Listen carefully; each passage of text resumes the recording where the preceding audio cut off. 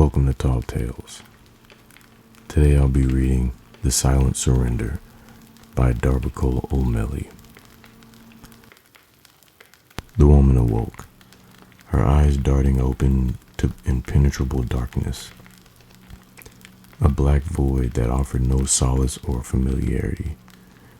Her breath came in short, panicked gasps as she tried to move, but a sharp, searing pain shot through her wrists and ankles, immobilizing her. She realized with growing horror that her hands and feet were bound with spiked wire. The cruel barbs bit deeply into her flesh, sending waves of agony through her body with even the slightest movement. Naked and sprawled out on the cold, hard floor, she could feel every cut, every bruise, each one throbbing with a relentless ache. The coldness of the floor seeped into her bones, adding to her discomfort. The air was heavy with the scent of iron and the coppery tang of blood, her own blood. She realized with a sickening lurch, her skin was slick with it, each drop a testament to her struggle against the merciless restraints. Every sound seemed amplified in the oppressive silence.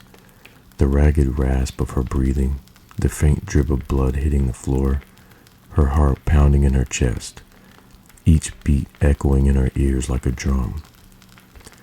A relentless reminder of her precarious situation. She could taste the metallic bitterness of fear on her tongue, and with the faint, acrid scent of sweat mingling with the blood, each sensation was heightened, raw and vivid as she lay there, trapped and vulnerable, every fiber of her being screaming for escape. The frigid air bit at her exposed skin, raising goosebumps and causing her to shiver uncontrollably. Each involuntary tremor sent fresh waves of pain through her body, her muscles tensing against the floor that seemed to seep into her very bones. The fear was relentless, wrapping around her like an unforgiving cloak.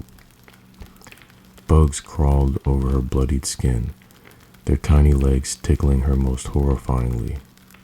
She could feel them exploring every inch of her body, their presence sending waves of revulsion and helplessness through her. She tried to shake them off, but every twitch only brought the sharp sting of the spiked wire, the barbs digging deeper into her flesh, reopening wounds that had barely begun to clot. Her thoughts were a whirlwind of terror and confusion, each more desperate than the last. She tried to scream, but a gag stifled her cries. The rough, musty fabric was forced deep into her mouth, soaked with the metallic tang of her own blood from where she had bitten her tongue in her panic. Each breath she took, her nose was ragged and shallow. Each exhale, a soft whimper of pain and fear. The pressure in her bladder became unbearable, a cruel reminder of her body's needs even in this nightmare. Finally, she could hold it no longer, and she relieved herself. The warm urine pooling beneath her brought a fleeting moment of comfort, a small reprieve from the cold. But as the warmth faded, shame took its place, a deep, burning embarrassment that added another layer to her suffering. The darkness around her felt alive, pressing in on her, suffocating her with its weight. She could hear faint scurrying sounds, the distant water drip, and the oppressive silence between her labored breaths. Every sense was heightened, every sensation amplified to an almost unbearable degree. She was acutely aware of the rough texture on the floor, the sticky wetness of her own blood and urine, the relentless bite of the wire, and the persistent, horrifying crawl of the bugs on her skin. In the depths of her mind, a small, fragile hope flickered. She clung to it desperately, searching for any sign of escape or rescue. But with each passing moment, as the darkness and cold pressed in on her, that hope grew dimmer, leaving her feeling more isolated and terrified than ever before. Her body trembled with sobs. She focused on the rhythm of her heartbeat, the only constant sound in the oppressive silence. Each thud in her chest was a reminder that she was still alive, though it felt more like a curse than a blessing. Time lost all meaning as she drifted in and out of consciousness, the agony worsening each time she awoke. her body growing weaker, her spirit more broken. The skittering sound of tiny claws reached her ears, and soon she felt the rats brushing against her legs. Panic surged through her as she felt sharp teeth sink into her flesh. She thrashed wildly, trying to shake them off, but her bonds held her efforts. Each desperate moment drove the wire deeper into her skin, sending jolts of pain through her already broken body.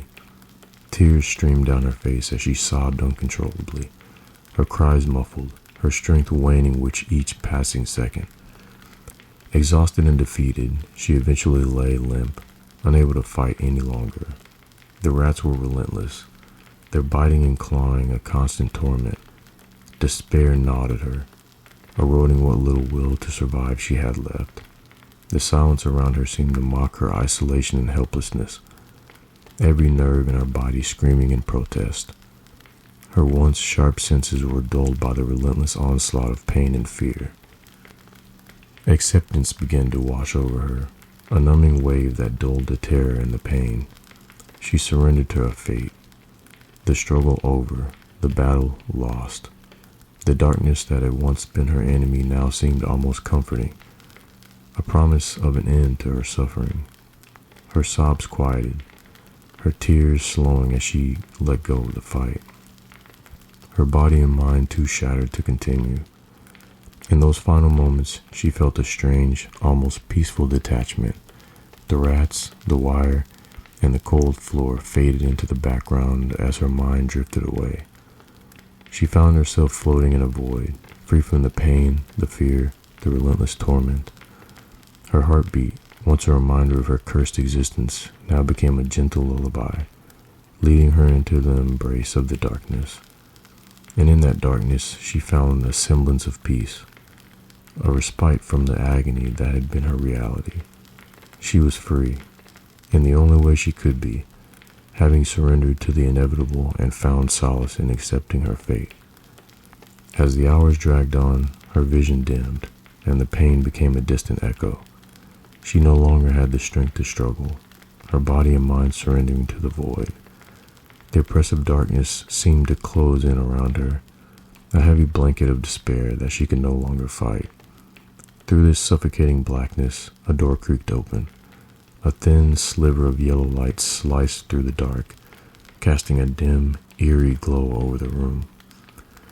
A shadowy figure stood in the doorway, their form obscured by the blinding light behind them. Each step they took forward resonated with the beat of her heart, louder and more menacing with every thud.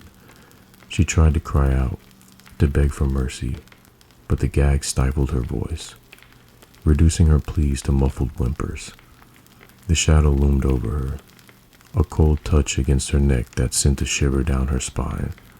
Her eyes widened in terror as she realized what it was, a knife, the icy steel pressed against her skin, a chilling reminder of her imminent fate. She struggled weakly, but her strength was gone, her body too broken to fight back. In one swift, merciless motion, the blade sliced her throat. A sharp agony flared for a brief, excruciating moment before giving way to a suffocating numbness. Blood poured from the wound, warm and thick, as her vision blurred and the world around her began to fade. The last thing she saw was the shadow's impassive face, devoid of emotion or mercy. As the darkness claimed her, she felt a strange sense of release. The pain, the fear, the torment, all of it began to fade into nothingness. The world faded to black, and she slipped away, leaving behind the agony and terror that had been her existence.